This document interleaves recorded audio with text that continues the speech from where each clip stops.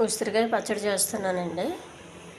లేత ఉసిరికాయలండి, కొద్దిగా ఉప్పు, కొంచెం జీలకర్ర, కొన్ని ఎండుమిర్చి, పొట్టుతో ఉన్న మినపప్పు, పచ్చెనగపప్పు, పుష్క కొబ్బరి అండి.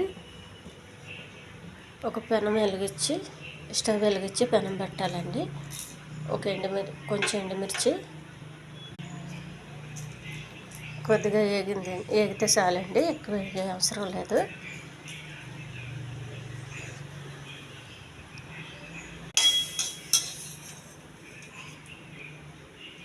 ఒక ప్లేట్లో పెట్టుకోవాలి.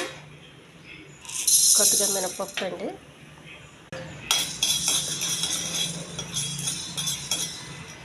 పప్పు వేగిందండి. దీన్ని కొంచెం ఒక ప్లేట్లో పెట్టుకోవాలి.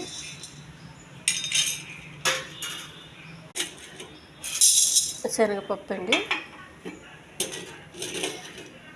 కొద్దిగా జీలకర్ర, ఇవి కూడా దోరగా వేగాలి. స్టవ్ ఆఫ్ చేసేయాలండి. వేగినవి స్టవ్ ఆఫ్ అని ఇవి రోల్లో వేసానండి.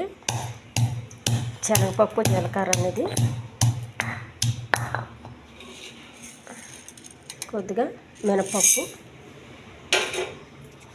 ఇది కూడా దంచాలి. కొద్దిగా ఎండుమిర్చి అండి, మనకు కావాల్సినంత తీసుకోవాలి, ఎక్కువ కారం ఉంటుంది. కొబ్బరి పెచ్చు ఒకటి,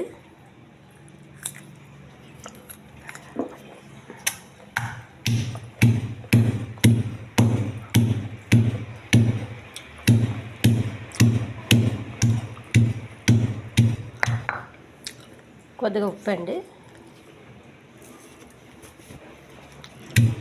కారం తినేటోళ్ళు అయితే ఎక్కువ వేసుకోండి. కారం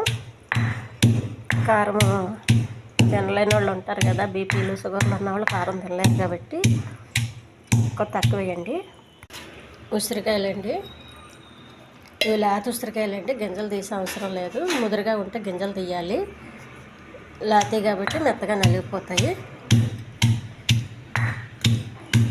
దీన్ని కొంచెం మనం ముక్కగా దంచుకోవాలండి, అప్పుడే టేస్ట్గా ఉంటుంది.